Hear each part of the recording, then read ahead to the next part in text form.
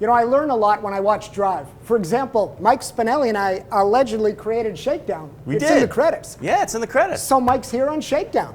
Good to see you. You know, the last time we were together was Le Mans 24 or 25 hours. Yes, yes. We were here at this desk, bleary-eyed and well, you were on the couch being somewhat iconic. Well, I built a fort. It was fun. It was actually fun to build a fort. Fort what? Fort Man Boobs. Fort Man Boobs. And how do you salute Fort Man Boob now? Oh. Oh, God. I made that up on the spot. You put me on the spot and... Wow, that was brilliant. Yeah. Okay, well, so where was I? Oh, watching Drive. You know what else I learned watching Drive? What? Kids love cars. Remember Huayra Kid? This was great. He was awesome, right? Yeah, it was really cool because he just articulated it so well. I mean, I'm telling you, I am not as articulate as that kid is, and I'm an adult. It's amazing. Could you imagine? I don't think you need to say that. Okay. No, by saying it, I pointed out. Yes, my point is, I was inspired by you being the Shakedown progenitor. How's that word? Ooh. And this kid. And I thought you and I should talk about the top 5 race cars that inspired us when we were kids. Yeah. And set it up for you guys to give us your top 5 cars, race cars that you loved as kids. So. And it's funny because when you asked me to do that, it's so vivid. All 5 of them were just so easy they just rolled right out there. And mine are so long ago, they're all gray. It's all black and white. Come on, they are not. When we come back, we'll go through our list of 5, 10 cars. You get a break? Yeah, give me a break and let's move it on.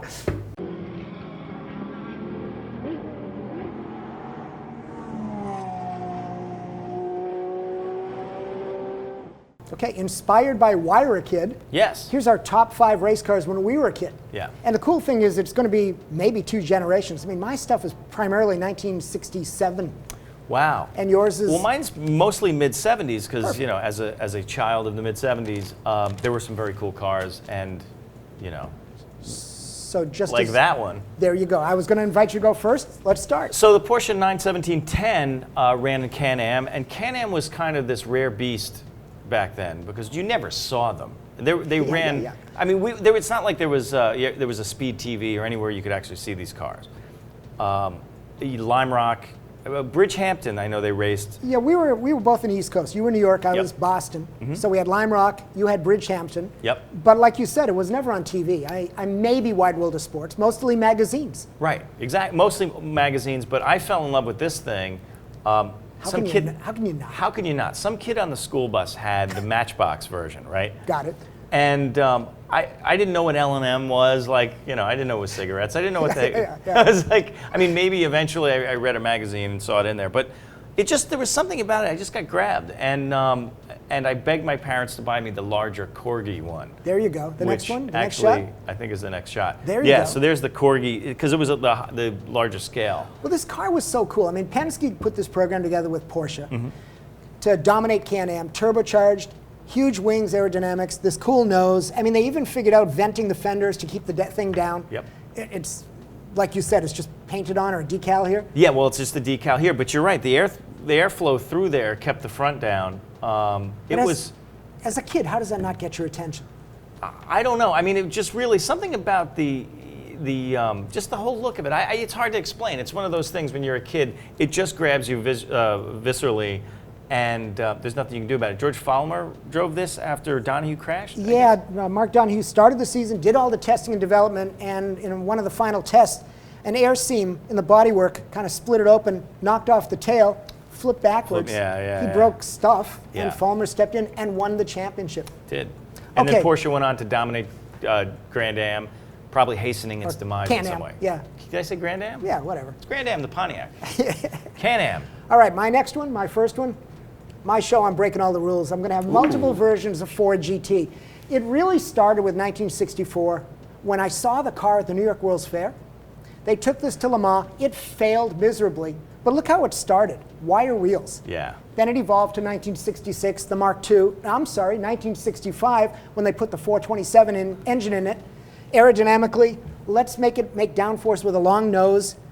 These were literally called Cadillac fins. They were done at the track by bending metal to keep the car on the ground. So at what point in the development was this? This was 1965. But I mean, like when Ford had already started, did they get Shelby yet to do it, or was this pre-Shelby? Yeah, no, this was part of the Shelby program. Okay. Shelby took over the FAV Fords, Right. the wire wheel Fords, turned into a winning car, Continental. Already had the plan that it needed more horsepower. Right. So he engineered this with Carcraft to put the 427 engine in 65.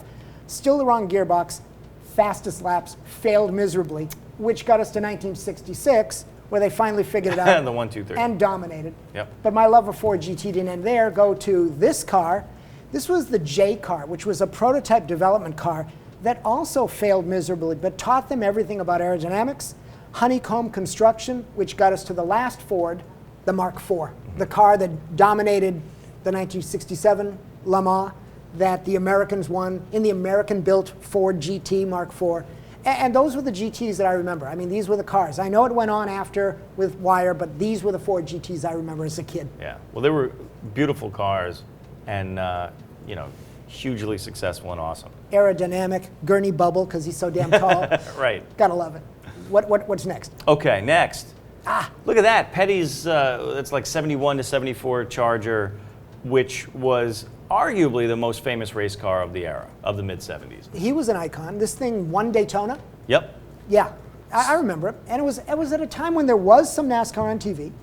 Yeah, there was. NASCAR was really becoming a staple on television on Sundays, because back then it seemed that the sports seasons were not overlapping so much that, you know, there wasn't anything, you know, you could actually watch different things. And this was all a big Southern thing, but the drivers were kind of like real heroes. Yeah, yeah. So, I mean, Petty was the most famous NASCAR racer to that point. But I mean, he had the mustache, he had the cowboy hat, he had the sunglasses. All the championships, all the wins. And all the wins in the championships, too. And also, this car was just such a cool design. Yeah.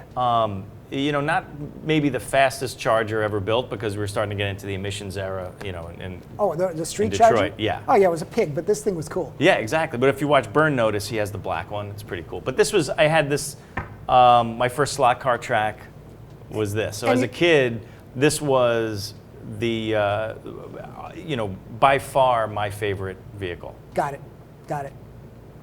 What do I have next? Let's see. Oh, okay. Oh, okay. So in F1, I love the McLaren M23. I loved because of the shape. I know that Lotus had the side radiators, but this car just caught my attention graphically, design-wise. Yeah. And here's how small the world is. When I was racing Atlantic at the end, the IndyCar team that we were partnered with, Gordon Kopic was the engineer. Now, Gordon Kopic designed this car. So I had the luxury of going to Gordon to learn about what race cars should do and talk about setup.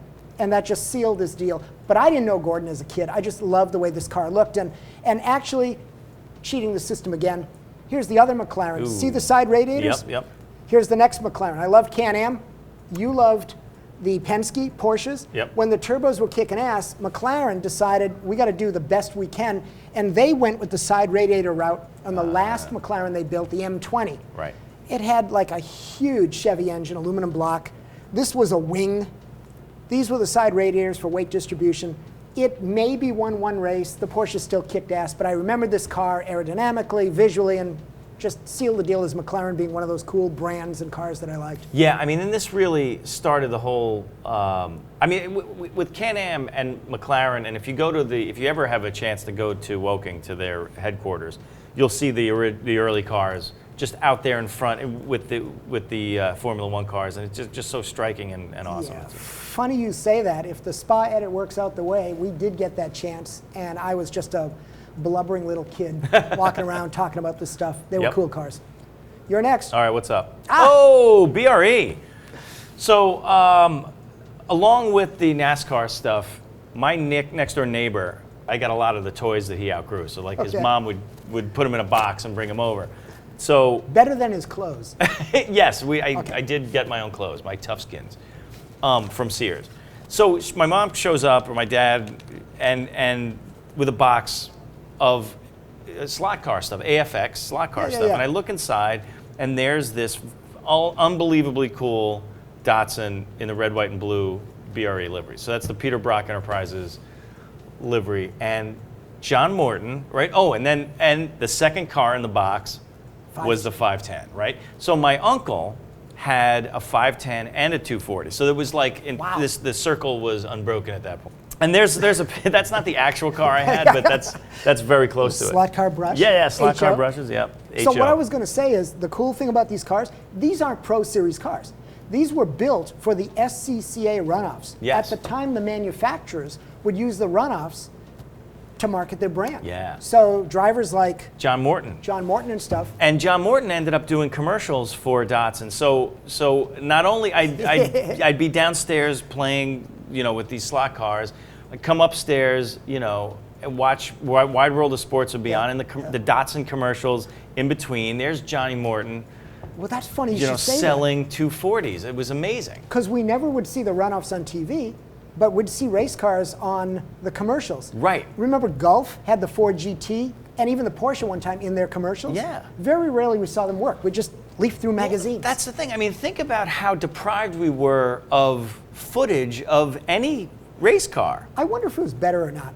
I don't know. It definitely made us into lunatics about it. So anytime we saw them, I mean, it's not like it's like now you can just Google or go to YouTube and you find all these cars.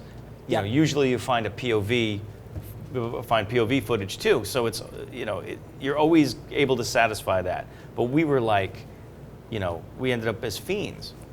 So my next car, Oh, look at that. Okay, so I was stuck in the 60s. Most of the stuff is 67. The McLarens were the 70s, early 70s, maybe 74. Right. But this car in 1967 kicked ass at the Indy 500 with a crusty old guy that I eventually met, Parnelli Jones. Mm-hmm. And of course, Italians were involved, Andy Granatelli.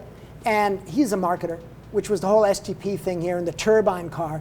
And these pajamas that he made the crew wear. That's hysterical. I mean, talk about STP. So also with like Petty's car, there's another STP livery. But look at the STP pajamas are priceless. So this was a car that caught my attention. It was a helicopter engine, mounted in the side, four-wheel drive, had an air flap like the old Mercedes from the 50s, which everyone complained about because the car's falling apart. It's scaring me, said Mario Andretti. Anyway, the car almost won. A small part broke, and it did not finish, but I remembered loving this car. And, breaking my rules, more versions of the Turbine. The next year, Lotus got involved, and this is the wedge-shaped aerodynamic four-wheel drive Turbine. They tried to slow the car down with a smaller turbo inlet or turbine inlet or whatever. Right. Thing sat in the front row, almost won the race. This, I believe, was Joe Leonard with his little yellow markings. Same thing happened again, but I just remember these cars. I had the model. I should have found images. Oh, yeah. I had the model of this and built it all up. And but the amazing thing about this is imagine... Graham Hill. Well, yeah. Imagine a modern series that took technology to the next level this way that they did. I mean, this was amazing that they could do that, taking a turbine and doing it. The modern series would never, the organizers would never let you do that. And I'm chomping at the bit to agree with you because it goes all the way back. You love Can-Am, I love Can-Am because it was open rules. Yeah. Four wheels need to hit the ground. Good luck. And this thing was allowing technology. They tried to fight it, but people were encouraged to do things like this. Right. And now it's all regimented. Yeah. It even became an F1 car for a bit. This is the Lotus 56 Turbine. Stuck wings on it. I'm not sure who was driving it. Fittipaldi drove one of it for a while. Just trying to save the technology and use it somewhere. It's just amazing. It is pretty amazing. It is pretty amazing to see. I mean, a turbine was sort of the wave of the future back then. There were turbine trucks, concept trucks, turbine cars. Yeah. There was the Chrysler turbine car in the mid 60s. So really, a lot of people thought that eventually we wouldn't be driving piston engines anymore. So the sort of 68, 60, 67, 68, 69 caught my attention with the turbines. Yeah, cool. You're next. What do I got? Oh, all right. So we're starting with the Group 5, but Lancia Stratos, right? So this was my first radio-controlled car. My first RC car was actually my first RC car was the Group 5 car, but the first the one I really wanted was the Group 4 HF. There you go. Rally car, right? So this is the absolutely cool one. Although the one I had the yellow. It was sort of a strange livery. I'm not sure. I don't really remember what. I think it was probably a made-up livery, but it had the yellow wheels of the Group 4, but it was in the Group 5 aerodynamic scheme, the silhouette car. The Stratos shape itself, I mean, just the design when it came out, I think it was one of the auto shows in the early 70s. And this won championships. Yeah. Cool. And actually, throughout the 70s, I mean, into the late 70s, they were still racing this. I think it did the African Rally in the late 70s at some point, 77 or 78. Someone should have run it up Pikes Peak this year. I know. Whatever. We'll see. All right, my next. Oh, this is going to be abusive. Okay. And it's going to be abusive because Jim Hall and Chaparral. What's that, a diesel? What's going on back there? Yeah, those are injector stacks. So Jim Hall and Chaparral and the Chaparral 2, turns out he kept using the same chassis over and over to build a number of these cars. And they were all Chaparral 2 something. This is the 2C. And I love this car because it had this wing that flapped in the back. Okay, and that was the beginning of movable aerodynamics. He had figured out all this stuff in terms of downforce and really just creating a car that dominated. What year is this? About early. All right, so wait a minute. Not to put you on the spot. 66. Okay. There was a 2D before it. Okay. No, there was a 2C before it that didn't have the movable aerodynamics, that had air inlets here. He cleaned up the aero and went to that 2C with the movable wing. Took the same type of chassis, made the 2D to race globally. Yeah. This is when he won Nürburgring. Kept going. Is that him on the carousel right there? I think it was. Actually, I don't think it was Jim Hall. I think it was Phil Hill. Okay. I think. Check me on that. That was a very cool looking car, too. So the same 2 chassis became the genesis of the 2E. He took the movable wing, put it up on stocks, connected it directly to the uprights to create tire downforce. And that's Jim Hall winning. I think that could be at Laguna or Las Vegas. It looks like Laguna. It could be Las Vegas. But, was there outcry? Were other teams must have been like, what the hell are you doing? There was outcry for the movable device, and then all the F1 stuff started to fail. Right. So it became a fixed appendage. And McLaren, if you remember, did the 8D with the fixed high uprights. They were bolting them still directly to the upright, not to the body. Got it. But the movable stuff started to go away. But he wasn't done yet with the 2 chassis. Oh, Here's my. the 2F. Right. Believe it or not, this big car, 7 liters, racing against a Mark IV. See the numbers? He tried to run this thing at Targa Florio.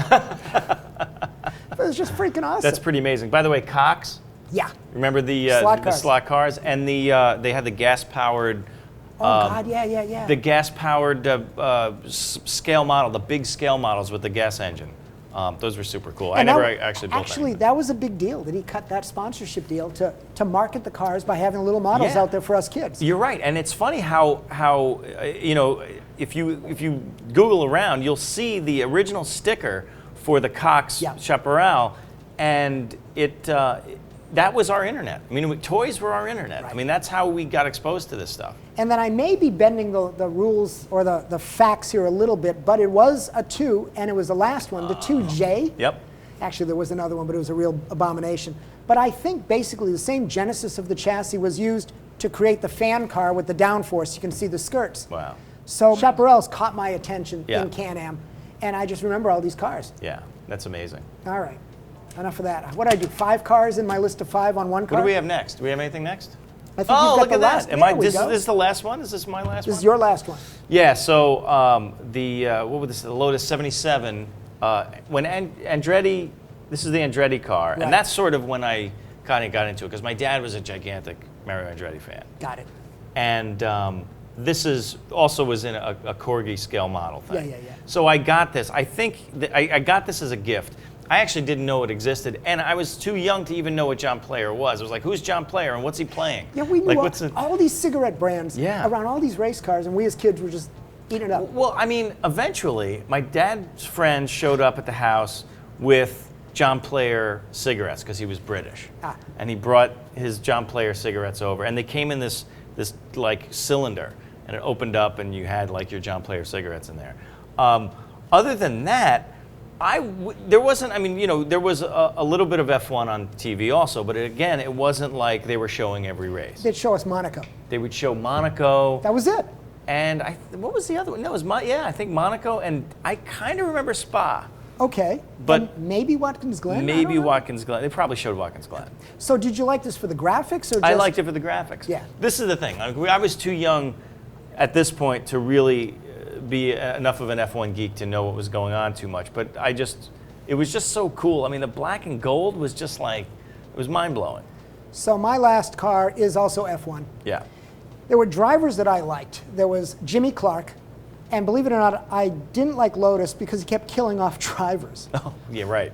And I liked Lorenzo Bandini, and I loved this 1967 Ferrari. Yeah, oh, this is 67. This Yeah. is before the Aero revolution. All before Aero. You can see still, maybe you can see the treads on the tires, huge Yeah. V12, all the bundle of Snakes exhaust that they were doing. That is amazing. There you go.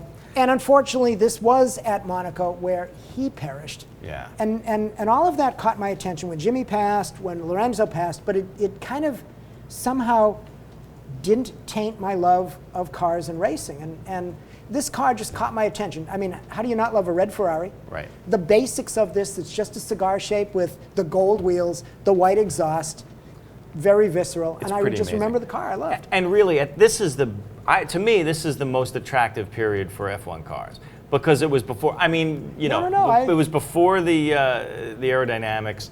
It was all about the tires and the sort of the cigar-shaped body, and then the spaghetti and just the engine porn coming, you know, out in the back there. It was just amazing. And I remember my dad. You're going to remember this too. My dad made the biggest mistake ever when he took me to the Grand Prix movie. Oh, because that was yeah. the other thing that sucked us all in to love this stuff. Right. We didn't have the internet. We didn't have Drive. We had There were magazines movies. and movies. Yeah, yeah. And toys. And toys. That's right. So that's And we didn't have that many movies. I mean, the 70s, there were a lot of like made-for-TV movies about race car driving. Horrible. And horrible stuff. Like there was movies about like the racers on Mulholland Drive and all kinds of like car culture stuff, vans, like, you know, Corvette Summer. I saved a comic book about Mulholland racing. Really? I still have it. I should have brought it in. Oh, you got to show me that. Okay. Point is, these are our 5. Yep. We want your list. What Yes. 5 do you like? What race cars as a kid caught your attention and were your favorites? Yeah. Those are ours. Let's see what the next generations were inspired by. Yeah, maybe. Hopefully. We got, you know, I got the 60s done. He got the 70s. You give us the more modern stuff. Yeah. Mike, thank you for Great creating to be Shakedown. here. I Oh, like that was being on this fantastic. side of the desk. Do you? Yeah, it's kind of nice. Yeah, cool. And you did only one man boobs job. just one a show. Later. By the way, I'm at Baltimore right now, so that's why it may sound the way it does. Baltimore. Baltimore. Baltimore.